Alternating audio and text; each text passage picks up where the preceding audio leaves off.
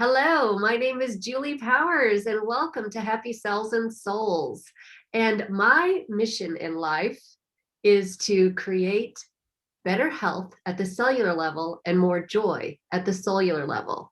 I also inspire healthy living through the Juice Plus company, and I help people understand that life is better when they're dancing through it as a Zumba instructor.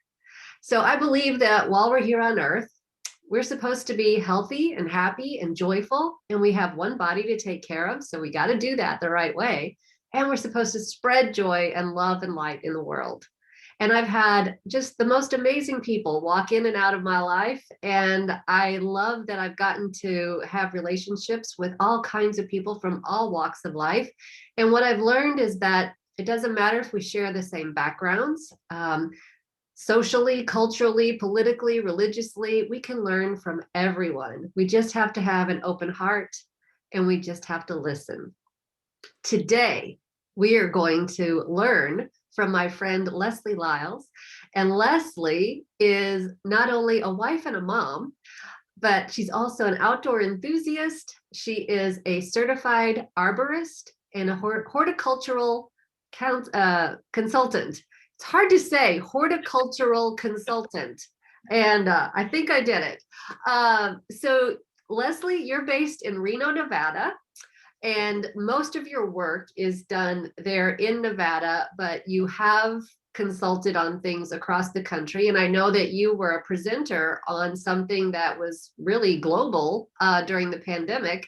And I would love for people to understand, what is an arborist?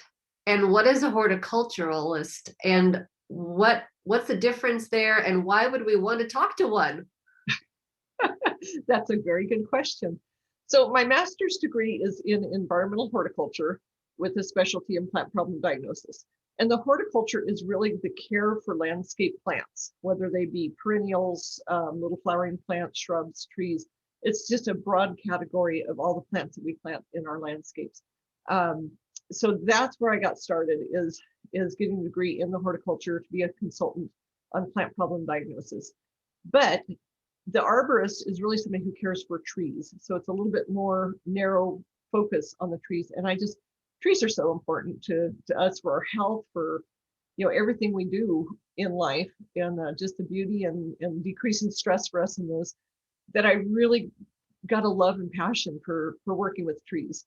So I became a certified arborist, and there's different categories of certified arborists. So the typical certified arborist may just be a tree worker. So it's somebody that you hire to come in and prune your trees. And you can be assured the certification is given through the International Society of Arboriculture. And it's a pretty complicated test. It's back in the day I took it, it was like a 13-part test.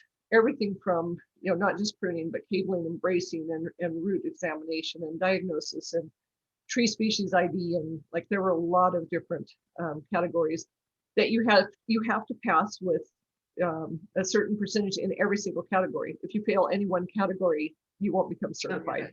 Okay. So that's the nice thing, is if you have a certified arborist, you know that they've gone through the education and training to at least have the knowledge how to do it right. Right. Sometimes they choose not to, but yeah, that is at least one thing. But most of the arborists are people that are going to be working like in the tree care industry, maybe for an urban forestry, like our city has an urban forestry department. So all of their arborists have to be certified to be working on city trees and pruning trees. And other private companies know that that's a something that sets them above. But that might be their only focus, is really the pruning. So I'm what's called a consulting arborist. So it's a different classification, a lot more education. And like I say, my education came through my master's degree at UC Davis. I did a joint degree between the horticulture department and plant pathology. So it's really, heavy on, diagnosing problems, diseases, and then also do, insect cultural problems and things like that. So a typical arborist, a lot of times they know how to work on trees. They know, where to make the proper cuts, how much they can prune out, but they might not have any idea of what diseases those trees can get, or how to identify if there's a problem in one of them. So that's how you do the difference on those. Okay. So what I'm hearing is that I know there are a lot of companies out there that they trim trees. They cut down trees, they prune trees. There's a lot of landscape companies that come in and prune plants and different things. They might not know exactly what they're doing. And that's it can be very expensive and very frustrating when you think you have somebody who knows what they're doing, and then all of a sudden you end up with trees that were taken out for no apparent reason, or plants that just don't thrive. And so how would you find out if somebody has that? Would you ask them to present that to you, or is there like a website you can go to see if somebody is certified, or how would you know that? Yeah, absolutely. Anybody who is a certified arborist, like I say, that's given through the International Society of Arboriculture. So you can go to their website and there's a search for an arborist, and you can put in what every area that you live in, and they will give you a list of all the certified arborists in your area. You can also search by name if someone's given you a name and said, I'm certified, and see if they show up. Right. Sometimes, Very good. Okay. yeah. And if one is following the rules, if you're going to advertise your certified arborist, they always say that you have to list your certification number with it. Okay. A lot of arborists don't do that. And the thing about certification, a person is certified, not a company. So companies that say we're certified arborists or our company is certified, it doesn't certify a company. It's Right. It might mean that they have 100 employees and only one or two of them are certified. right. Okay. Yeah, and you really should make sure the certified person who's doing your trees, because in our area, there's a company, the owner is a certified arborist. His workers are not. And for the last probably 15 years, I don't think he even goes out into the landscape. And I've seen some really, really bad pruning by what his crews do. And he doesn't Right. go out there. It can be very frustrating for sure. And so as a consulting arborist and a consulting horticulturist, you are like the family physician for the plants, the yard, the whatever. And then if you diagnose a problem, you're not actually doing the work because you felt like that would be a conflict of interest, right? You want to be able Right. to say, here's the problem. Now you need to go seek out the specialist to do the pruning or the removal or whatever. You're not going to do that work. You're just there to diagnose and to give advice and opinion, correct? Yeah, exactly. And that's one thing I tell people all the time, because I'll have people say, can you come out and do this? And then can you do the work? And it's like, I can come out and give an assessment of your landscape and tell you what all the problems are. I will not correct any of the problems, because to me, that's conflict of interest. I Right. want people to know that when they're paying me, that I'm giving them the advice, just totally, there's nothing else at stake. It's not like I'm giving them advice and then saying, but if you pay me $500 more, I will fix this for you. Right. How do you know whether you really have that problem or if someone's trying to make more money off you? And I have seen that happen so many times. Just recently, I was absolutely sick to my stomach because I live on a hill and I overlook our neighborhood, and I was looking out and my neighbor had somebody in working on their trees. And so of course, being an arborist, my ears kind of like pick up, and I'm listening, they're using chainsaws, and it's like, what are they doing? And so I watched over the course of an hour, and I finally thought, well, I hope they're taking that tree out, because if they're pruning it, they're doing a really bad job. And it turns out they did remove the tree. And I almost called her just to ask why, but I thought, no. But a few months later, she had me come out to do a consult for her. And I asked her about it. I said, well, I saw you had someone here. Well, it turns out an arborist working in the neighborhood came and knocked on her door and told her she had some horrible, like, borers that were infecting her tree, is what they said. And that's, like, for me, the first thing. Disease organisms infect, insects infest. So somebody is messing up those words. That's my first clue that maybe they don't really know what they're talking about. Right. Right. But they had convinced her that, like, oh my goodness, your tree has this horrible borer. If you don't cut it down, it's going to spread to all the other trees and you're going to lose all your trees. But we could take it down for you. So she made a panic decision, and it cost her several $1,000s to have them removed. This is like a 2-foot DBH pine tree. It was gorgeous in her yard. And I didn't want to come straight out and say, oh my goodness, like, you messed up. But I wanted to ask enough questions, like, could it have had borers? Because from my vantage point, there was nothing wrong with that tree. And there's telltale symptoms I look for where I can tell when a tree is stressed and when they're starting to get infested and some problems with insects. After talking to her, what it sounds like she had was pine pitch moth, which is a little moth that lays its eggs into the pitch masses in a tree, and it forms kind of big wads of sap on the trunk. To me, it's an innocuous pest. It will stress a tree, but it doesn't stress it to the point of death. It will not kill a Right. tree. And cutting it down really doesn't do much. They'll just go find another tree that they like, almost as good as that one. Like you've taken away their food source, they'll go elsewhere. Right. So and just thought, holy cow, someone just knocking on her door. Like they told her she had that problem, but they also profited several $1,000s by. Well, and how would they have known exactly without walking up to the tree and really investigating, right? And Yeah. seeing it close up. But That's the thing, because like the borer, if it did have borers, the holes from them are teeny tiny. Sometimes there's the size of a pinhead. And Mhm. you look at the different shapes of the holes. There's flat-headed borers, might be a D-shaped holes, and there's the shot hole borers are more rounded. So the shape of the hole will tell you what kind of insect you might have there. But yeah, you're certainly not going to see damage from a borer if you're standing back, 50 feet Right, from a right. driveway. Yeah, that's But something you have they to. convinced her. They convinced her. Yeah, yeah. And I think after I was asked her question, she kind of slumped and thought, I should have called you first, shouldn't I? Like, yeah, you should have called me first. Well, you could have saved her tree probably. Uh, Yeah. so speaking of trees, I recently have been watching several different documentaries about, our planet basically, and the soil and the plants and the trees and, all the crops and different things, and, the water and everything, right? And one thing that just becomes so apparent when you're learning about the health of our planet is that we have to have more trees and we keep cutting them down. And so, would you like to talk about the trees themselves and the importance that, what role do they play Right. as part of our lives? Yeah. That's the thing is, trees are so important in our lives. And it just makes me sick to think like what's going on Amazon rainforest and being cut down because, the chief thing they do for us is provide the oxygen we breathe. And Right. it's so funny because I saw a meme recently that showed, the tree like, oh, the tree's nice, but it's too bad it can't give us, like Wi-Fi signals. Wouldn't that be great if every tree gave us a Wi-Fi signal? We'd be planting them everywhere. Instead, they just give us the oxygen we breathe. Right. Nothing too important, just oxygen. Yeah. But it's so true. And then besides just giving us the oxygen that we breathe, they help filter the air so they can take pollutants out of the air. You get pollutants just from car traffic, dust being kicked up by wheels, industrial pollution. All those things are filtered through the leaves of trees to give us pure, cleaner air.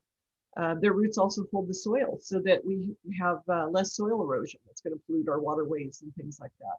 And then obviously the ecosystem Right. implications, like there's so many animals that rely on those trees for, either, birds nesting in them or their food coming from them or, all of that. There's, Well, so and the much. roots and how the roots have all the fungus underneath and all of the intricate, Yeah, web-like features of the roots and how many different species are attached under the earth that we don't even know about. right. Yeah, And it's trees are very very challenging. magical.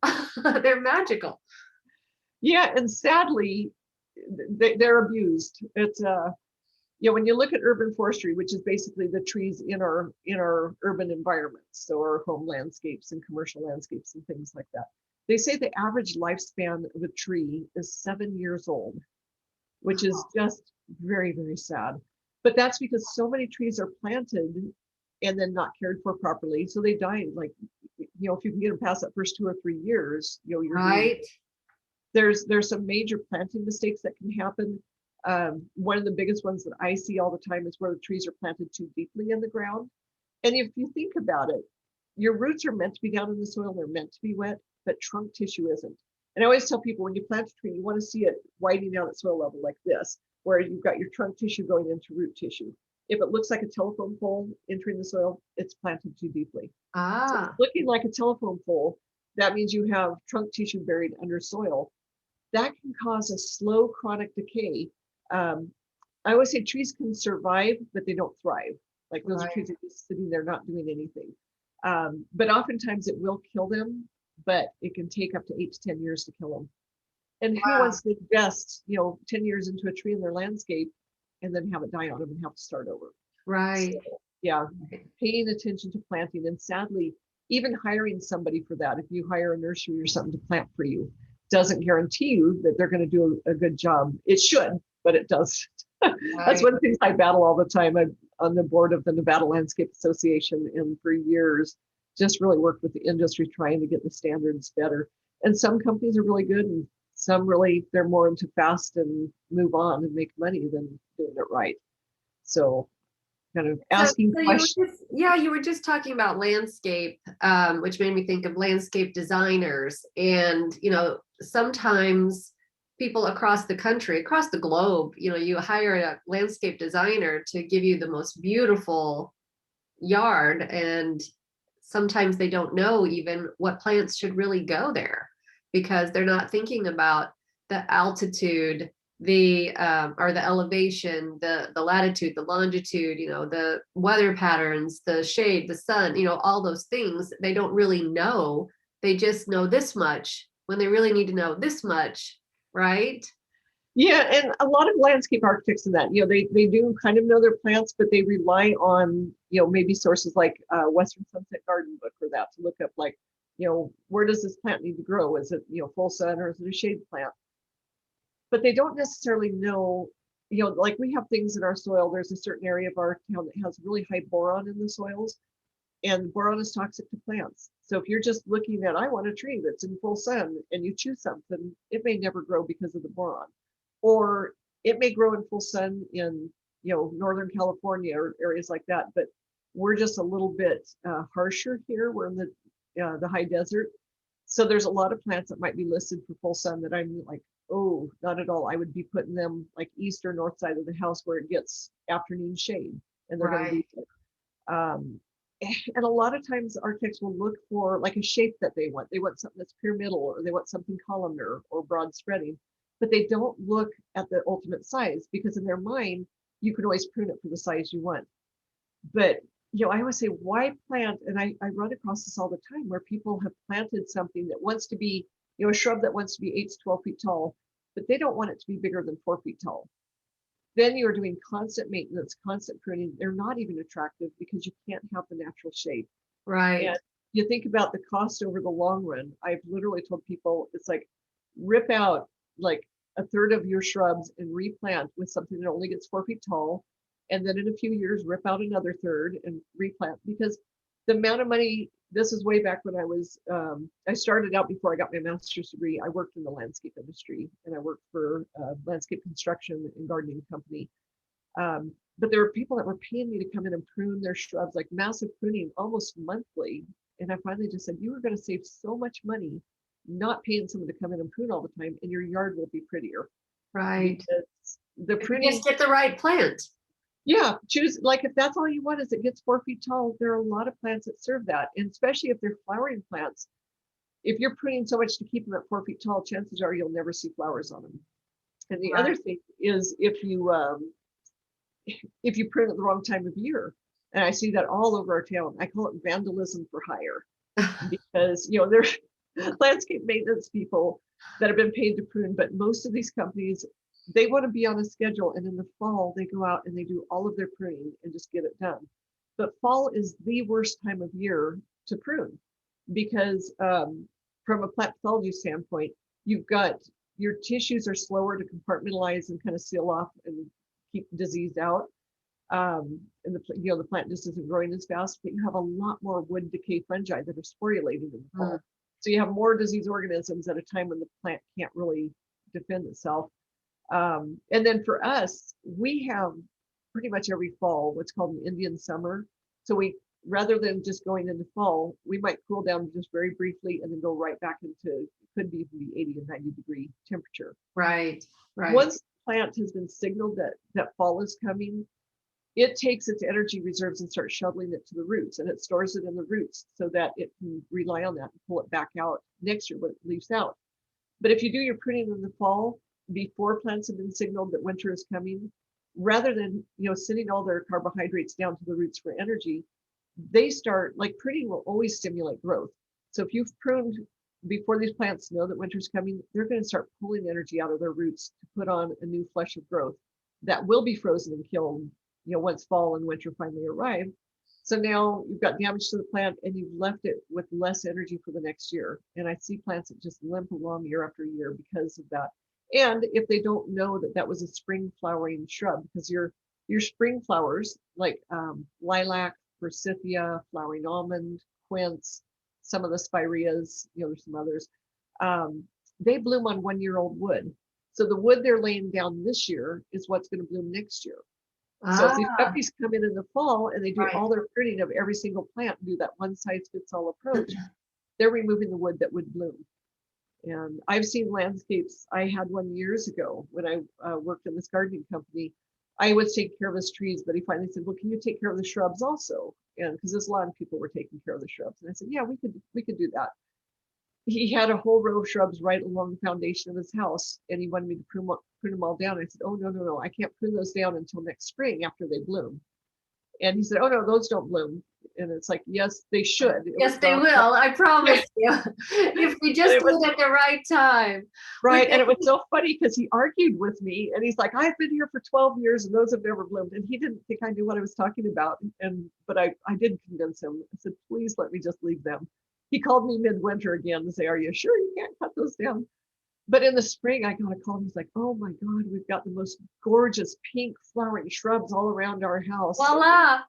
Yeah, and I said the sad thing, Ed, is they've been there for 12 years. And It's they just, hadn't done it.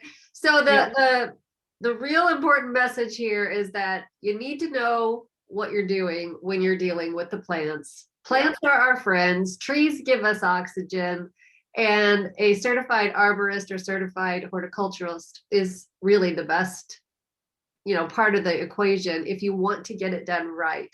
So right. if someone, I know you do mainly work in Nevada and in that area of the country, but you have consulted with some people in different areas. If someone wanted to reach out to you, they should do that through your Facebook page, which is Yeah, your company name is stewardship horticultural. Stewardship Horticultural is where we will send people. Mm. And we've already gone past our 20 minutes. Oh, So we're gonna go ahead and shut this down. But if you have one last thing you'd like to share about anything plant or tree, knowledge that needs to be out there. you know what? I think the biggest thing is don't just rely on, I mean, YouTube can be really great, but sometimes you don't know where that's coming from. Your cooperative extension offices have typically like, not just agriculture, but horticultural offices. There's a lot of free information, free training and classes. Like in Nevada, I do a lot of training for the Master Gardener program, but Right. also for green industry training. So you can go and a lot of these classes are free. Oh, that's a great But idea. Through the extension offices, for through the the universities and right. yeah, but you know what? If you've got a problem, rather than just relying on your lawn, the guy who mows your lawn, it really is worth the investment to call somebody who more specializes in consulting. Because for us, the cost of one consultation, if it saves one little tree, it's more than paid for itself. Right. Because it Sure. costs, hundreds of dollars to buy a tree and have it planted. And, Right. it's better to just, know that you're doing it right and having somebody diagnose for you. Well, Yeah. thank you so much, Leslie, for all this really good information. And I know I learned a lot today, and I appreciate you taking the time to share it with us. Oh, you bet. Thank you so much, Julie.